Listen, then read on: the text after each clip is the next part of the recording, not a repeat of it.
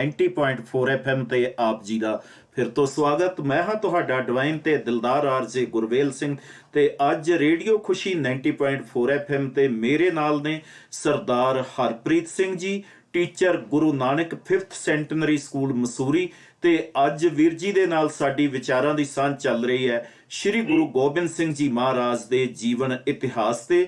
ਆਓ ਸਭ ਤੋਂ ਪਹਿਲਾਂ ਫਿਰ ਤੋਂ ਵੀਰ ਹਰਪ੍ਰੀਤ ਸਿੰਘ ਜੀ ਨੂੰ ਜੀ ਆਇਆਂ ਕਹਿੰਦੇ ਹਾਂ ਤੇ ਉਹਨਾਂ ਦੇ ਨਾਲ ਕਰਦੇ ਹਾਂ ਵਿਚਾਰਾਂ ਦੀ ਸਾਂਝ। ਵੀਰ ਜੀ ਰੇਡੀਓ ਖੁਸ਼ੀ ਤੇ ਆਪ ਜੀ ਦਾ ਸਵਾਗਤ ਜੀ। ਵਾਹਿਗੁਰੂ ਜੀ ਕਾ ਖਾਲਸਾ, ਵਾਹਿਗੁਰੂ ਜੀ ਕੀ ਫਤਿਹ। ਖਾਲਸਾ ਵਾਹਿਗੁਰੂ ਜੀ ਕੀ ਫਤਿਹ ਜੀ। ਹਾਂ ਵੀਰ ਜੀ, ਆਪਾਂ ਪਿਛਲੇ ਐਪੀਸੋਡ 'ਚ ਗੱਲ ਕੀਤੀ ਸੀ ਸਤਿਗੁਰਾਂ ਦੇ ਜਿਹੜਾ ਉਹ ਆਨੰਦਪੁਰ ਸਾਹਿਬ ਦਾ ਕਿਲ੍ਹਾ ਛੱਡਣ ਦੀ।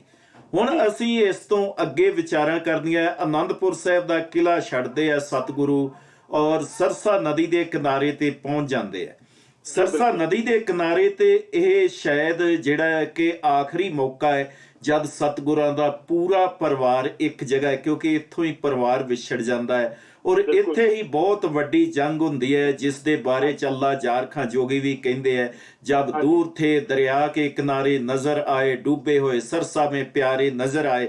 ठीक है, तो ਇਹ ਸਾਰੇ ਦੀ ਸਾਰੀਆਂ ਚੀਜ਼ਾਂ ਨੇ ਜੋ ਸਰਸਾ ਨਦੀ ਦੇ ਕਿਨਾਰੇ ਤੇ ਜੋ ਕੁਝ ਵਾਪਰਦਾ ਹੈ, ਚਾਹੇ ਉਹ ਗੁਰੂ ਸਾਹਿਬ ਉਸ ਵੇਲੇ ਆਸਾ ਦੀ ਵਾਰ ਦਾ ਕੀਰਤਨ ਕਰਦੇ, ਉਹ ਸਾਰੇ ਇਤਿਹਾਸ ਤੋਂ ਸੰਗਤਾਂ ਨੂੰ ਜਾਣੂ ਕਰਵਾਓ ਜੀ। ਬਿਲਕੁਲ ਜੀ। ਸਾਹਿਬੇ ਕਮਾਲ ਸ੍ਰੀ ਗੁਰੂ ਗੋਬਿੰਦ ਸਿੰਘ ਜੀ ਮਹਾਰਾਜ ਨੇ 6 ਪੋਹ ਨੂੰ ਅਨੰਦਪੁਰ ਸਾਹਿਬ ਦਾ ਕਿਲ੍ਹਾ ਛੱਡ ਦਿੱਤਾ ਜੀ। ਔਰ ਇਸ ਕਿਲੇ ਨੂੰ ਛੱਡਣ ਦੇ ਵਿੱਚ ਇੱਕ ਕਾਰਨ ਮੈਂ ਆਪ ਜੀ ਨੂੰ ਦੱਸਣਾ ਭੁੱਲ ਗਿਆ, ਕਿਉਂਕਿ ਵਜ਼ੀਰ ਖਾਨ ਨੇ ਖਾਸ ਤੌਰ ਤੇ ਔਰੰਗਜ਼ੇਬ ਬਾਦਸ਼ਾਹ ਤੋਂ ਪੱਤਰ ਲਿਖਵਾ ਕੇ ਵੀ ਭੇਜੇ ਸਨ, ਝੂਠੀਆਂ ਪੋਹਾਂ ਵੀ ਖਾਈਆਂ ਸਨ ਕਿ ਅਸੀਂ ਤੁਸੀਂ ਕਿਲ੍ਹਾ ਛੱਡ ਦਿਓ, ਖਾਲੀ ਕਰ ਦਿਓ, ਅਸੀਂ ਆਪ ਕੁਝ ਨਹੀਂ ਕਵਾਂਗੇ। ਤੋ ਇਹ ਵੀ ਕਾਰਨ ਕਿਲ੍ਹਾ ਖਾਲੀ ਕਰਨ ਦਾ ਬਣਿਆ ਜੀ। 6 ਪੋਹ 1761 ਨੂੰ ਜਦੋਂ ਗੁਰੂ ਸਾਹਿਬ ਕਿਲ੍ਹਾ ਛੱਡਦੇ ਹਨ ਤੇ ਰੋਪੜ ਦੀ ਤਰਫ ਕੂਚ ਕਰਦੇ ਹਨ ਜੀ। ਪਹਾੜੀ ਰਾਜੇ ਮੁਗਲ ਸੈਨਾਪਤੀ ਜਿਹੜੇ ਸਨ ਗੁਰੂ ਸਾਹਿਬਾਂ ਨੂੰ ਘੇਰੀ ਬੈਠੇ ਸਨ ਜੀ, ਉਹਨਾਂ ਨੂੰ ਇਹ ਪਤਾ ਚੱਲ ਗਿਆ ਕਿ ਗੁਰੂ ਗੋਬਿੰਦ ਸਿੰਘ ਜੀ ਮਹਾਰਾਜ ਔਰ ਨਾਲ ਉਹਨਾਂ ਦੇ ਜਿਹੜੇ ਸਿੱਖ ਹਨ, ਕੁਝ ਕੁ ਸਿੱਖ 400-500 ਦੇ ਕਰੀਬ ਸਿੱਖ ਹਨ, ਉਹਨਾਂ ਨੇ ਕਿਲ੍ਹਾ ਖਾਲੀ ਕਰ ਦਿੱਤਾ ਹੈ। ਪਰ ਗੁਰੂ ਗੋਬਿੰਦ ਸਿੰਘ ਜੀ ਕਿਲ੍ਹਾ ਖਾਲੀ ਕਰਨ ਵਕਤ ਵੀ ਉਸ ਵਕਤ ਵੀ ਤਾੜੀ ਮਾਰ ਕੇ ਨਿਕਲਦੇ ਹਨ, ਕਹਿੰਦੇ ਹਿੰਦ ਕਾ ਪੀਰ ਜਾ ਰਹਾ ਹੈ, ਕਿਸੀ ਮੇਂ ਤਾਕਤ ਹੈ ਤਾਂ ਪਕੜ ਲੋ। ਤਾਂ ਗੁਰੂ ਸਾਹਿਬਾਂ ਨੇ ਉੱਥੇ ਵੀ ਕਿਲ੍ਹਾ ਖਾਲੀ ਕੀਤਾ। ਕਿਲ੍ਹਾ ਖਾਲੀ ਕਰਕੇ ਜਦੋਂ ਰੋਪੜ ਦੀ ਤਰਫ ਪਹੁੰਚਦੇ ਹਨ ਤੇ ਪਿੱਛੇ ਜਿਹੜੇ ਪਹਾੜੀ ਰਾਜੇ ਤੇ ਮੁਗਲ ਸੈਨਾਪਤੀ ਤੇ ਸਿਪਾਹੀ ਸਨ, ਇਹਨਾਂ ਨੇ ਆਪਣੀਆਂ ਜਿਹੜੀਆਂ ਸਨ ਨਾ ਪਾਈਆਂ ਹੋਈਆਂ ਝੂਠੀਆਂ ਸੌਹਾਂ ਤੇ ਕਸਮਾਂ ਛੱਡ ਦਿੱਤੀਆਂ ਤੇ ਗੁਰੂ ਸਾਹਿਬਾਂ ਦੇ ਪਿੱਛੇ ਹੀ ਉਹਨਾਂ ਦਾ ਰਸਤਾ ਨੱਪਣਾ ਸ਼ੁਰੂ ਕਰ ਦਿੱਤਾ ਕਿ ਗੁਰੂ ਸਾਹਿਬ ਔਰ ਸਿੱਖ ਜਿੱਥੇ ਵੀ ਮਿਲ ਜਾਣ ਆਪਾਂ ਇਹਨਾਂ ਨੂੰ ਖਤਮ ਕਰ ਦਈਏ। ਇਹ ਖਬਰ ਜਦੋਂ ਸਿੱਖਾਂ ਰਾਹੀਂ ਗੁਰੂ ਗੋਬਿੰਦ ਸਿੰਘ ਜੀ ਨੂੰ ਪਹੁੰਚਦੀ ਹੈ ਤੇ ਗੁਰੂ ਗੋਬਿੰਦ ਸਿੰਘ ਜੀ ਤੇ ਪਹਿਲੇ ਹੀ ਗਿਆਨੀ ਜਾਣ ਸਨ, ਉਹਨਾਂ ਨੇ ਕਿਹਾ ਕਿ ਸਿੱਖੋ, ਜੋ ਮੈਂ ਤੁਹਾਨੂੰ ਕਿਹਾ ਸੀ ਉਹਨਾਂ ਨੇ ਕਰ ਦਿਖਾਇਆ, ਦੇਖ ਲਓ ਉਹਨਾਂ ਨੇ ਸਾਡੇ ਤੇ ਹਮਲਾ ਕਰ ਦਿੱਤਾ ਹੈ। ਉਸ ਵਕਤ ਚਲਦੇ ਜੀ ਸ਼ਾਮ ਦਾ ਵਕਤ ਹੋ ਜਾਂਦਾ ਹੈ, ਰਾਤ ਦਾ ਵਕਤ ਹੋ ਜਾਂਦਾ। ਸਰਸਾ ਨਦੀ ਦੇ ਕਿਨਾਰੇ ਪਹੁੰਚਦੇ ਹਨ। ਰੋਪੜ ਦੇ ਲਾਗੇ ਇੱਕ ਨਦੀ ਪੈਂਦੀ ਹੈ ਜੀ, ਸਰਸਾ ਨਦੀ। ਉਸ ਵਕਤ ਜਦੋਂ ਪਿੱਛੋਂ ਮੁਗਲਾਂ ਨੇ ਤੇ ਪਹਾੜੀ ਰਾਜਿਆਂ ਨੇ ਗੁਰੂ ਸਾਹਿਬਾਂ ਦੇ ਪਿੱਛੇ ਹਮਲਾ ਕੀਤਾ ਤੇ ਬਾਬਾ ਅਜੀਤ ਸਿੰਘ ਤੇ ਬਹਾਦਰ ਸਿੰਘਾਂ ਨੇ ਬੜਾ ਡਟ ਕੇ ਮੁਕਾਬਲਾ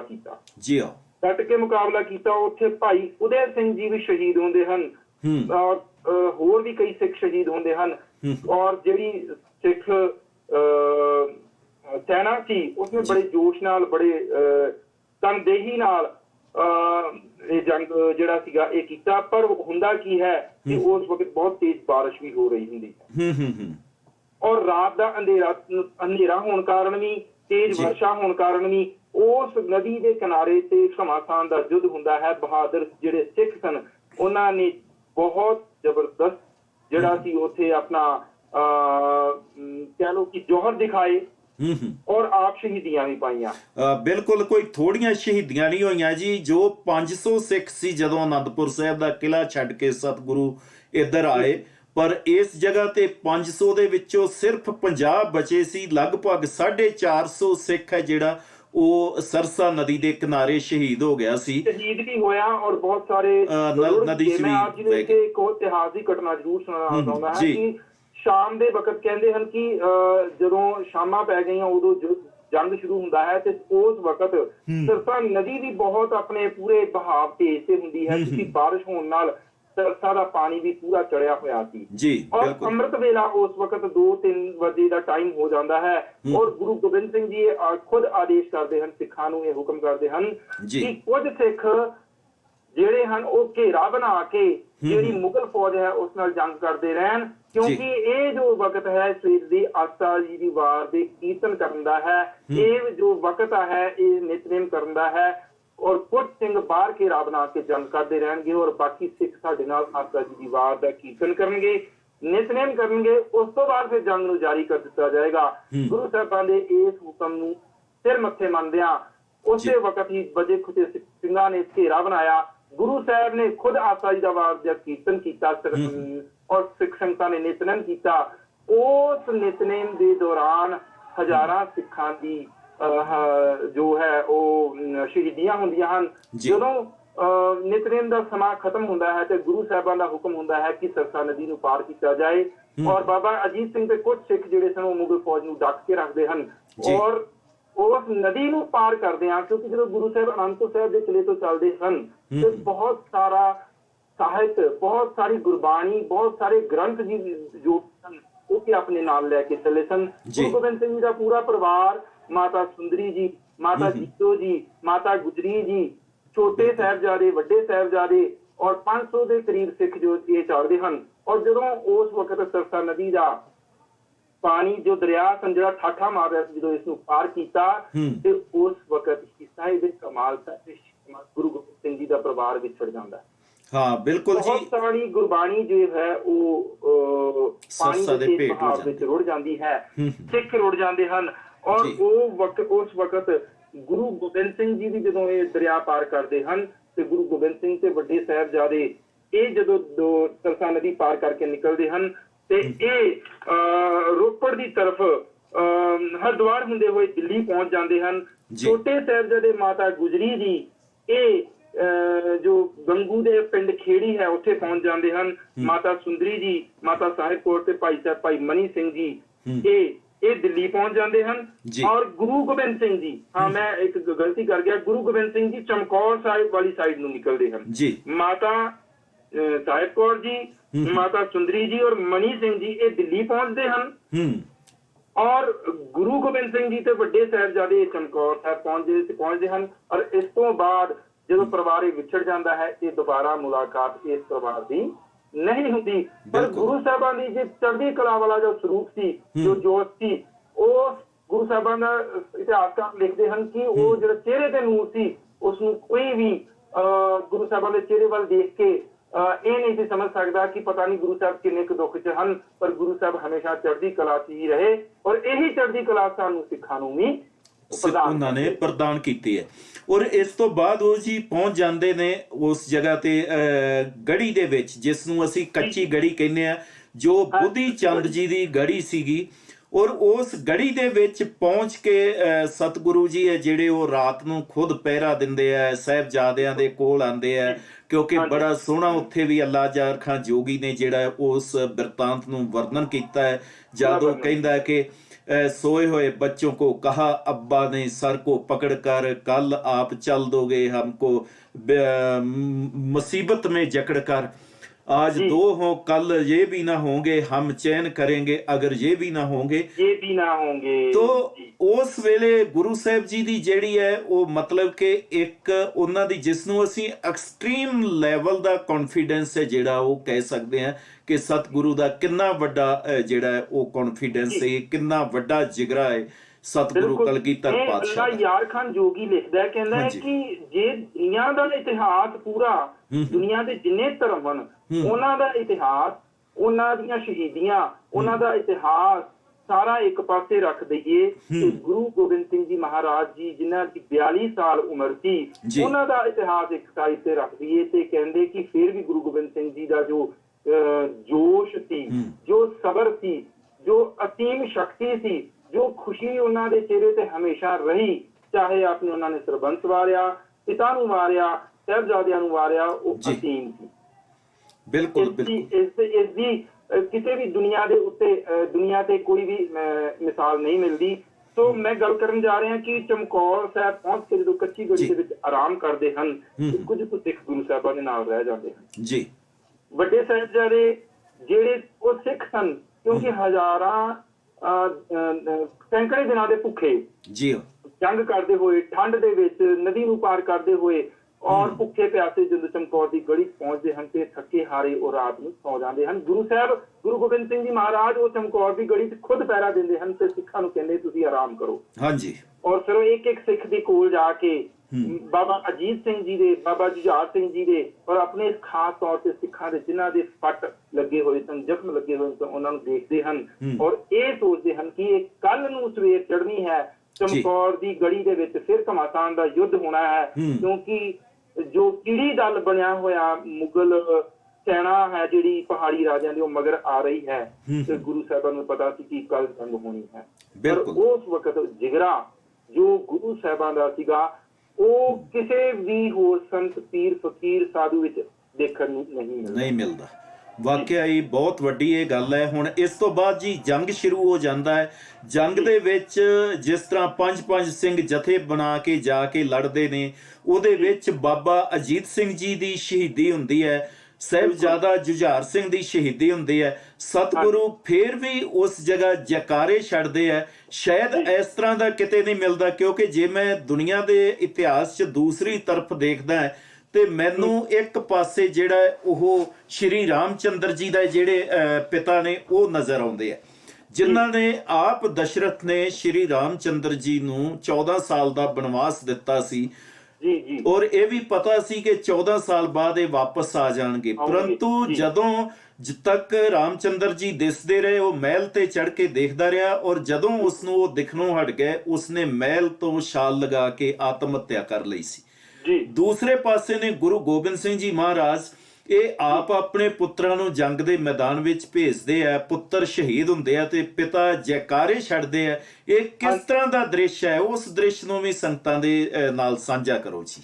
ਬਿਲਕੁਲ ਜੀ ਗਿਆਨੀ ਗੁਰਵੇਲ ਸਿੰਘ ਜੀ, ਮੈਂ ਜ਼ਰੂਰ ਇਹ, ਕਿਉਂਕਿ ਇਹ ਜਿਹੜੀ ਚਮਕੌਰ ਦੀ ਜੰਗ ਹੈ ਇਹ ਬੜੀ ਅਸੰਤੁਲਨ ਜਿਹਨੂੰ ਕਹਿ ਲਓ ਜੀ, ਇੰਬੈਲੈਂਸ ਜੰਗ ਹੈ, ਕਿਉਂਕਿ 40 ਸਿੱਖ ਇੱਕ ਪਾਸੇ ਔਰ 10 ਲੱਖ ਦੀ ਫੌਜ ਇੱਕ ਪਾਸੇ ਜੀ। ਔਰ ਗੁਰੂ ਗੋਬਿੰਦ ਸਿੰਘ ਜੀ ਨੇ ਜਦੋਂ 5 ਦੇ ਜਥੇ ਬਣਾ ਕੇ ਭੇਜੇ ਤੇ ਉਸ ਦੇ ਵਿੱਚ ਸਭ ਤੋਂ ਪਹਿਲਾਂ ਬਾਬਾ ਅਜੀਤ ਸਿੰਘ ਜੀ ਨੇ ਆਪ ਆਪਣੇ ਪਿਤਾ ਗੁਰੂ ਗੋਬਿੰਦ ਸਿੰਘ ਜੀ ਨੂੰ ਰਿਕੁਐਸਟ ਕਰਕੇ ਜੰਗ ਵਿੱਚ ਜਾਣ ਦੀ ਆਗਿਆ ਮੰਗੀ ਤੇ ਗੁਰੂ ਸਾਹਿਬਾਂ ਨੇ ਹੱਸ ਕੇ ਉਹਨਾਂ ਨੂੰ ਜੰਗ ਵਿੱਚ ਜਾਣ ਦੀ ਬਖਸ਼ਿਸ਼ਾਂ ਦਿੱਤੀਆਂ ਤੇ ਤੀਰ ਦਿੱਤੇ ਤੇ ਜੋ ਕਰਾਮਾਤ ਬਾਬਾ ਅਜੀਤ ਸਿੰਘ ਜੀ ਨੇ ਉੱਥੇ ਜਾ ਕੇ ਜੰਗ ਦੇ ਮੈਦਾਨ 'ਚ ਕੀਤੀ ਉਹ ਜੋ ਉਸ ਵਕਤ ਦੇ ਜੋ ਸਿਪਾਹੀ ਸਨ ਜਾਂ ਉਸ ਵਕਤ ਦੇ ਸੈਨਾਪਤੀ ਸਨ ਉਹ ਦੇਖ ਕੇ ਦੰਗ ਰਹਿ ਗਏ।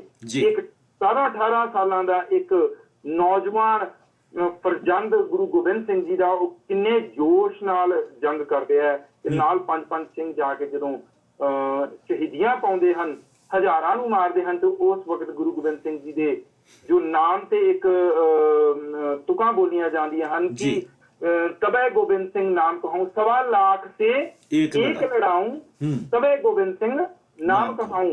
तो 1.25 ਲੱਖ ਨਾਲ ਇੱਕ ਸਿੰਘ ਲੜਦਾ ਹੈ ਜੀ।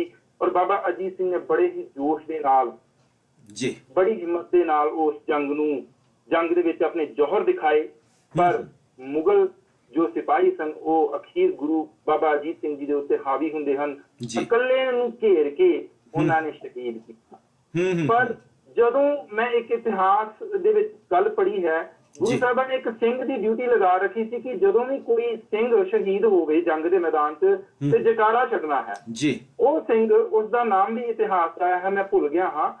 ਉਸ ਸਿੰਘ ਨੇ ਜਦੋਂ 5 ਸਿੰਘ ਸ਼ਹੀਦ ਹੁੰਦੇ ਹਨ ਤੇ ਕੁਝ ਅੱਧੇ ਘੰਟੇ ਦੇ ਫਰਕ ਨਾਲ, ਕੋਈ ਘੰਟੇ ਦੇ ਫਰਕ ਨਾਲ, ਤੇ ਉਹ ਸਿੰਘ ਜਿਹੜਾ ਸੀ ਗੜੀ ਤੇ ਚੜਿਆ ਹੋਇਆ ਜੈਕਾਰੇ ਲਾਉਂਦਾ ਸੀ ਤੇ ਬਾਕੀ ਦੇ ਸਿੰਘ ਵੀ ਜੋ ਸਨ ਗੁਰੂ ਗੋਬਿੰਦ ਸਿੰਘ ਜੀ ਦੇ ਨਾਲ, ਗੁਰੂ ਗੋਬਿੰਦ ਸਿੰਘ ਜੀ ਖੁਦ ਜੈਕਾਰੇ ਲਾਉਂਦੇ ਸਨ। ਪਰ ਜਦੋਂ ਬਾਬਾ ਅਜੀਤ ਸਿੰਘ ਜੀ ਦੀ ਸ਼ਹਾਦਤ ਹੁੰਦੀ ਹੈ ਤੇ ਉਸ ਸਿੰਘ ਦਾ ਗਲਾ ਭਰ ਜਾਂਦਾ ਹੈ, ਅਥਰੂ ਵਗਣੇ ਸ਼ੁਰੂ ਹੋ ਜਾਂਦੇ ਹਨ ਕਿ ਆਪ ਪਿਤਾ ਨੇ ਜੰਗ 'ਚ ਤੋਰਿਆ ਪੁੱਤਰ ਤੇ ਮੈਂ ਇਸ ਗੁਰੂ ਦੇ ਸਾਹਮਣੇ ਉਸ ਦੇ ਪੁੱਤਰ ਨੂੰ ਸ਼ਹੀਦ ਹੁੰਦੇ ਜੈਕਾਰਾ ਕਿਵੇਂ ਲਾਵਾਂ, ਜਦੋਂ ਉਸ ਸਿੰਘ ਦੇ ਗਲੇ ਤੋਂ ਜੈਕਾਰੇ ਦੀ ਆਵਾਜ਼ ਨਹੀਂ ਆਈ ਤੇ ਉਸ ਵਕਤ ਗੁਰੂ ਗੋਬਿੰਦ ਸਿੰਘ ਜੀ ਮਹਾਰਾਜ ਸਾਹਿਬੇ ਕਮਾਲ ਨੇ, ਸਰਬੰਸਦਾਨੀ ਮੇਰੇ ਦਸਮ ਪਿਤਾ ਜੀ ਨੇ ਜ਼ੋਰ ਨਾਲ ਜੈਕਾਰਾ ਲਾਇਆ ਔਰ ਸਿੱਖਾਂ ਨੇ ਉਹ ਗੁਰੂ ਜੀ ਦਾ ਜਵਾਬ ਦਿੱਤਾ। ਸੋ ਇਹੋ ਜਿਹਾ ਜੋਸ਼, ਇਹੋ ਜਿਹਾ ਇਤਿਹਾਸ, ਇਹੋ ਜੀ ਮੇਰਾ ਖਿਆਲ ਜੇ ਇਹ ਸਾਡੇ ਕੌਮ ਦੇ ਵਿੱਚ ਕਮੀ ਹੈ ਕਿ ਇਸ ਇਤਿਹਾਸ ਨੂੰ ਅਸੀਂ ਦੁਨੀਆ ਤੱਕ ਪਹੁੰਚਾ ਨਹੀਂ ਸਕੇ। ਹਾਂ ਬਿਲਕੁਲ ਗੁਰਵੇਲ ਸਿੰਘ ਜੀ, ਅਸੀਂ ਇਸ ਗੱਲ ਨਾਲ ਸਹਿਮਤ ਹਾਂ ਕਿ ਨਹੀਂ? ਬਿਲਕੁਲ ਜੀ। ਸਭ ਤੋਂ ਵੱਡੀ ਸਾਡੀ ਚੀਜ਼ ਇਹ ਹੈ ਕਿ ਈਸਾਈਆਂ ਨੇ ਇਤਿਹਾਸ ਸਿਰਜਿਆ ਨਹੀਂ। ਬਹੁਤ ਘੱਟ ਇਤਿਹਾਸ ਈਸਾਈਆਂ ਕੋਲ, ਪਰ ਉਹਨਾਂ ਨੇ ਆਪਣੇ ਇਤਿਹਾਸ ਔਰ ਆਪਣੇ ਧਰਮ ਗ੍ਰੰਥ ਨੂੰ ਇੰਨਾ ਪ੍ਰਚਾਰਿਆ ਕਿ ਦੁਨੀਆ ਦੇ ਵਿੱਚ ਫੈਲ ਗਏ। ਸਿੱਖਾਂ ਨੇ ਆਪਣੇ ਇਤਿਹਾਸ ਔਰ ਆਪਣੇ ਗ੍ਰੰਥ ਨੂੰ ਬਿਲਕੁਲ ਪ੍ਰਚਾਰਿਆ ਨਹੀਂ, ਇਹ ਪੂਜਾ ਕਰਦੇ ਰਹਿ ਗਏ। ਔਰ ਅੱਜ ਇਸ ਇਤਿਹਾਸ ਦਾ ਜਿਹੜਾ ਹੈ ਉਹ ਸਿੱਖਾਂ ਦੇ ਆਪਣੇ ਬੱਚਿਆਂ ਨੂੰ ਨਹੀਂ ਪਤਾ ਕਿ ਸਾਡਾ ਕਿੰਨਾ ਵੱਡਾ ਇਤਿਹਾਸ ਹੈ, ਕਿੰਨਾ ਵੱਡਾ ਸਰਮਾਇਆ ਇਸੇ ਤਰ੍ਹਾਂ ਹੀ ਬਾਬਾ ਜੁਝਾਰ ਸਿੰਘ ਜੀ ਦੀ ਵੀ ਸ਼ਹਾਦਤ ਹੁੰਦੀ ਹੈ ਔਰ ਉਸ ਵਕਤ ਵੀ ਗੁਰੂ ਗੋਬਿੰਦ ਸਿੰਘ ਜੀ ਮਹਾਰਾਜ ਨੇ ਆਪ ਖੁਦ ਜੈਕਾਰਾ ਲਾਇਆ। ਔਰ ਮੈਂ ਇਹ ਚਾਹੁੰਦਾ ਕਿ ਆਉਣ ਵਾਲੀਆਂ ਕੌਮਾਂ ਨੂੰ ਜਾਂ ਸਾਡੇ ਜਿਹੜੇ ਸਿਸਟਮ ਹਨ ਜਾਂ ਸਾਡੀਆਂ ਜਿਹੜੀਆਂ ਸਰਕਾਰਾਂ ਹਨ ਉਹਨਾਂ ਨੂੰ ਇਹ ਜ਼ਰੂਰ ਚਾਹੀਦਾ ਹੈ ਔਰ ਭਾਰਤ ਦੇਸ਼ ਵਿੱਚ ਵੀ ਇਹ ਬਹੁਤ ਜ਼ਰੂਰੀ ਚਾਹੀਦਾ ਹੈ। ਅਸੀਂ ਬਾਕੀ ਹਿਸਟਰੀ ਤਾਂ ਜ਼ਰੂਰ ਪੜ੍ਹਦੇ ਹਾਂ, ਪਰ ਪੰਜਾਬ ਦੀ ਹਿਸਟਰੀ, ਇਸ ਭਾਰਤ ਦੀ ਹਿਸਟਰੀ, ਗੁਰੂ ਗੋਬਿੰਦ ਸਿੱਖ ਧਰਮ ਦੀ ਹਿਸਟਰੀ, ਇਹ ਜਿਹੜੀਆਂ ਸ਼ਹਾਦਤਾਂ ਨਾਲ ਭਰੀ ਹੋਈ ਹਿਸਟਰੀ ਹੈ, ਇਹ ਜ਼ਰੂਰ ਸਾਖੀਆਂ, ਇਤਿਹਾਸ ਜ਼ਰੂਰ ਆਪਣੇ ਬੱਚਿਆਂ ਨੂੰ ਸਮਝਾਉਣਾ ਚਾਹੀਦਾ ਹੈ। ਔਰ ਸਰਕਾਰਾਂ ਔਰ ਰਾਜਨੀਤਿਕ ਨੇਤਾਵਾਂ ਦੀ ਇਹ ਡਿਊਟੀ ਬਣਦੀ ਹੈ ਕਿ ਇਹ ਇਤਿਹਾਸ, ਇਹ ਕੁਰਬਾਨੀਆਂ ਇਹ ਜ਼ਰੂਰ ਆਪਣੇ ਆਉਣ ਵਾਲੀ ਪੀੜ੍ਹੀ ਤੱਕ ਪਹੁੰਚਾਉਣੀਆਂ ਚਾਹੀਦੀਆਂ ਹਨ। ਤਾਂ ਹੀ ਇਹ ਸਾਡੀ ਕੌਮ, ਤਾਂ ਹੀ ਇਹ ਸਾਡਾ ਭਾਰਤ ਦੇਸ਼ ਬਿਲਕੁਲ ਜੀ ਆਜ਼ਾਦ ਰਹਿ ਸਕਦਾ ਹੈ ਤੇ ਇਹਦੇ ਵਿੱਚ ਸ਼ਹੀਦਾਂ ਵਾਲੀ ਜਿਹੜੀ ਕਣ ਕਹਿ ਲਓ ਉਹ ਰਹਿ ਸਕਦਾ ਹੈ। ਬਿਲਕੁਲ ਜੀ। ਹੁਣ ਇਸ ਤੋਂ ਅੱਗੇ ਉਹ ਸਮਾਂ ਆਉਂਦਾ ਹੈ ਕਿਉਂਕਿ ਜਿਸ ਦਾ ਬਿਆਨ ਕਰਨਾ ਬਹੁਤ ਔਖਾ ਹੈ, ਜਦੋਂ ਸਤਿਗੁਰੂ ਜੀ ਜਿਹੜਾ ਚਮਕੌਰ ਦੀ ਗੜੀ ਛੱਡਦੇ ਆ ਭਾਈ ਸੰਗਤ ਸਿੰਘ ਜੀ ਨੂੰ ਆਪਣੀ ਕਲਗੀ ਤੇ ਦਸਤਾਰ ਦੇ ਕੇ, ਔਰ ਇਹ ਇਸ ਜਗ੍ਹਾ ਤੋਂ ਜਿਹੜਾ ਹੈ ਉਹ ਫਿਰ ਚਮਕੌਰ ਸਾਹਿਬ ਦੀ ਗੜੀ ਛੱਡ ਕੇ ਅੱਗੇ ਮਾਛੀਵਾੜੇ ਦੇ ਜੰਗਲਾਂ ਵੱਲ ਸਤਿਗੁਰੂ ਜੀ ਜਾਂਦੇ ਆ। ਔਰ ਜਿੱਥੇ ਜਾ ਕੇ ਸਤਿਗੁਰੂ ਇਹ ਸ਼ਬਦ ਉਚਾਰਦੇ ਆ, ਮਿੱਤਰ ਪਿਆਰੇ ਨੂੰ ਹਾਲ ਮੁਰੀਦਾਂ ਦਾ ਕਹਿਣਾ, ਉਹ ਸਾਰਾ ਜਿਹੜਾ ਜੀ ਉਸ ਨੂੰ ਵੀ ਇਸੇ ਸੀਗਮੈਂਟ 'ਚ ਕਰੀਏ ਤਾਂ ਕਿ ਅਗਲੇ ਸੀਗਮੈਂਟ 'ਚ ਅਸੀਂ ਮਾਛੀਵਾੜੇ ਦੇ ਜੰਗਲ ਤੋਂ ਲੈ ਕੇ ਹਜੂਰ ਸਾਹਿਬ ਸਤਿਗੁਰਾਂ ਦੇ ਜੋਤੀ ਜੋਤ ਸਮਾਉਣ ਤੱਕ ਦੀ ਜਿਹੜੀ ਵਿਚਾਰ ਹੈ ਉਹ ਅਗਲੇ ਨੈਕਸਟ ਸੀਗਮੈਂਟ 'ਚ ਆਪਾਂ ਕਰਨੀ ਹੈ। ਤੇ ਹੁਣ ਇਹ ਜਿਹੜਾ ਮਾਛੀਵਾੜੇ ਦੇ ਜੰਗਲ ਤੱਕ ਦੀ ਵਿਚਾਰ ਆਪ ਜੀ ਸੰਗਤ ਨਾਲ ਸਾਂਝੀ ਕਰ ਲਵੋ ਜੀ। ਬਿਲਕੁਲ ਜੀ, ਬਿਲਕੁਲ। ਇਸ ਤੋਂ ਅੱਗੇ ਗੁਰੂ ਸਾਹਿਬ ਜਦੋਂ ਚੱਲਦੇ ਹਨ ਜੀ ਮਾਛੀਵਾੜੇ ਦੇ ਜੰਗਲ ਵਿੱਚ ਪਹੁੰਚਦੇ ਨੇ ਤੇ 3 ਸਿੱਖ ਜੀ, ਕੋਈ ਇਤਿਹਾਸਕਾਰ 4 ਸਿੱਖ ਲਿਖਦਾ ਹੈ, ਕੋਈ 5 ਲਿਖਦਾ ਹੈ, ਜਿਨ੍ਹਾਂ ਵਿੱਚ ਭਾਈ ਦਇਆ ਸਿੰਘ ਜੀ, ਭਾਈ ਧਰਮ ਸਿੰਘ ਜੀ ਔਰ ਭਾਈ ਮਾਨ ਸਿੰਘ ਜੀ 3 ਔਰ ਇੱਕ ਚੌਥਾ ਸਿੱਖ, 4 ਸਿੱਖ ਗੁਰੂ ਸਾਹਿਬਾਂ ਦੇ ਨਾਲ ਰਹਿ ਜਾਂਦੇ ਹਨ ਜੋ ਕਿ ਮਾਛੀਵਾੜੇ ਦੇ ਜੰਗਲਾਂ ਦੇ ਵਿੱਚ ਪਹੁੰਚਦੇ ਹਨ। ਜਦੋਂ ਗੁਰੂ ਸਾਹਿਬ ਮਾਛੀਵਾੜੇ ਦੇ ਜੰਗਲਾਂ ਦੇ ਵਿੱਚ ਪਹੁੰਚਦੇ ਹਨ ਉਸ ਵਕਤ ਗੁਰੂ ਸਾਹਿਬਾਂ ਦੇ ਪੈਰਾਂ 'ਚ ਨਾ ਜੋੜਾ ਸੀ ਜਿਹਨੂੰ ਅਸੀਂ ਜੁੱਤੀ ਕਹਿੰਦੇ ਆ, ਨਾ ਸਫੇਦ ਘੋੜਾ ਸੀ, ਨਾ ਕਲਗੀ ਸੀ, ਔਰ ਕੇਵਲ ਤੇ ਕੇਵਲ ਗੁਰੂ ਸਾਹਿਬਾਂ ਦੇ ਹੱਥ ਵਿੱਚ ਸ਼ਮਸ਼ੀਰ ਸੀ, ਉਹ ਤਲਵਾਰ ਸੀ ਜਿਸ ਨੂੰ ਵਰਤਦੇ ਜੰਗ ਵਿੱਚ ਲੜਦੇ ਗੁਰੂ ਸਾਹਿਬ ਉਸ ਨਾਲ ਅੱਗੇ ਪਹੁੰਚਦੇ ਹਨ। ਔਰ ਜਦੋਂ ਗੁਰੂ ਸਾਹਿਬ ਜੰਗਲ ਵਿੱਚ ਪਹੁੰਚ ਕੇ ਇੱਕ ਖੂਹ ਦੇ ਕੋਲ ਉੱਥੇ ਜਾ ਕੇ ਪਾਣੀ ਪੀਂਦੇ ਹਨ ਤੇ ਉਸ ਵਕਤ ਗੁਰੂ ਸਾਹਿਬਾਂ ਨੇ ਉੱਥੋਂ ਦਾ ਜਿਹੜਾ ਹੈ ਪਾਣੀ ਪੀ ਕੇ ਔਰ ਥੋੜਾ ਜਿਹਾ ਆਰਾਮ ਕਰਨ ਦੀ ਸੋਚੀ ਤੇ ਉਸ ਵਕਤ ਉੱਥੇ ਇੱਕ ਵਗਦੀ ਇੱਕ ਨਦੀ ਪਾਣੀ ਦੱਸਦੇ ਹਨ, ਉਸ ਵਿੱਚ ਪੈਰ ਪਾਏ। ਗੁਰੂ ਸਾਹਿਬਾਂ ਦੇ ਪੈਰਾਂ ਦੇ ਵਿੱਚ ਕੰਡੇ ਚੁੱਭੇ ਹੋਏ ਸਨ, ਪੱਥਰ ਚੁੱਭੇ ਹੋਏ ਸਨ, ਪਰ ਗੁਰੂ ਸਾਹਿਬਾਂ ਨੇ ਆਪਣਾ ਜਿਗਰਾ, ਆਪਣਾ ਸਬਰ ਔਰ ਆਪਣਾ ਦੁੱਖ ਉਸ ਨੂੰ ਸਬਰ ਨੂੰ ਘਟਣ ਨਹੀਂ ਦਿੱਤਾ ਔਰ ਦੁੱਖ ਜ਼ਾਹਰ ਨਹੀਂ ਹੋਣ ਦਿੱਤਾ। ਉਸ ਵਕਤ ਗੁਰੂ ਸਾਹਿਬਾਂ ਨੇ ਉਸ ਖੂਹ ਤੋਂ ਇੱਕ ਟਿੰਡ ਲੈ ਕੇ, ਉਸ ਦਾ ਸਹਾਰਾ ਲੈ ਕੇ, ਬਿਨਾਂ ਚਾਦਰ ਤੋਂ, ਬਿਨਾਂ ਪਲੰਗ ਤੋਂ, ਬਿਨਾਂ ਬਿਸਤਰੇ ਤੋਂ, ਨੰਗੇ ਪੈਰਾਂ ਨਾਲ ਉੱਥੇ ਹੀ ਕੰਡਿਆਂ ਦੀ ਸੇਜ ਦੇ ਉੱਤੇ ਵਿਸ਼ਰਾਮ ਕਰਦੇ ਹਨ ਤੇ ਨਾਲ ਉੱਥੇ ਗੁਰੂ ਸਾਹਿਬ ਸ਼ਬਦ ਉਚਾਰਦੇ ਹਨ। ਸ਼ਬਦ ਦਾ ਨਾਮ ਹੈ ਜੀ, ਮਿੱਤਰ ਪਿਆਰੇ ਨੂੰ ਹਾਲ ਮੁਰੀਦਾਂ ਦਾ ਕਹਿਣਾ, ਤੁਧ ਬਿਨ ਰੋਗ ਰਜਾਈਆਂ ਦਾ ਓਡਣ, ਨਾਗ ਨਿਵਾਸਾਂ ਦੇ ਰਹਿਣਾ, ਨਾਗ ਨਿਵਾਸਾਂ ਦੇ ਰਹਿਣਾ। ਵਾਕਿਆ ਜੀ ਅਸੀਮ ਸ਼ਕਤੀ ਜਿਹੜੀ ਸੀ ਉਸ ਵਕਤ ਗੁਰੂ ਸਾਹਿਬਾਂ ਨੇ ਉਸ ਵਕਤ ਸਬਰ ਜਿਹੜਾ ਸੀ ਉਹ ਦਿਖਾਇਆ। ਇਹ ਬਹੁਤ ਵਧੀਆ ਜੀ। ਅਸੀਂ ਇਹਨਾਂ ਵਿਚਾਰਾਂ ਨੂੰ ਨਿਰੰਤਰ ਜਾਰੀ ਰੱਖਾਂਗੇ, ਪਰੰਤੂ ਉਸ ਤੋਂ ਪਹਿਲਾਂ ਆਪਾਂ ਲੈਂਦੇ ਆ ਇੱਕ ਛੋਟਾ ਜਿਹਾ ਬ੍ਰੇਕ। ਇਸ ਬ੍ਰੇਕ ਤੋਂ ਬਾਅਦ ਫਿਰ ਅਸੀਂ ਬਹੁਤ ਜਲਦੀ ਲੌਟ ਕੇ ਵਾਪਸ ਆ ਰਹੇ ਹਾਂ ਰੇਡੀਓ ਖੁਸ਼ੀ ਤੇ। ਔਰ ਮੈਂ ਆਪਣੇ ਸਰੋਤਿਆਂ ਨੂੰ ਇੱਕ ਵਾਰ ਫਿਰ ਦੱਸ ਦੇਣਾ ਚਾਹੁੰਦਾ ਹਾਂ ਕਿ ਅੱਜ ਮੇਰੇ ਨਾਲ ਰੇਡੀਓ ਖੁਸ਼ੀ ਤੇ ਹਨ ਸਰਦਾਰ Harpreet Singh ji, Punjabi teacher, Guru Nanak 5th ਸੈਂਟਨਰੀ school Mussoorie, ਤੇ ਵੀਰ ਜੀ ਹੁਣੀ ਅੱਜ ਸਾਨੂੰ ਗੁਰੂ ਗੋਬਿੰਦ ਸਿੰਘ ਜੀ ਮਹਾਰਾਜ ਦੇ ਬਹੁਮੁੱਲੇ ਇਤਿਹਾਸ ਤੋਂ ਜਿਹੜਾ ਉਹ ਜਾਣੂ ਕਰਵਾ ਰਹੇ ਨੇ। ਔਰ ਇਹਨਾਂ ਵਿਚਾਰਾਂ ਨੂੰ ਇਸੇ ਤਰ੍ਹਾਂ ਹੀ ਆਪਾਂ ਨਿਰੰਤਰ ਸੁਣਦੇ ਰਹਿਣਾ ਹੈ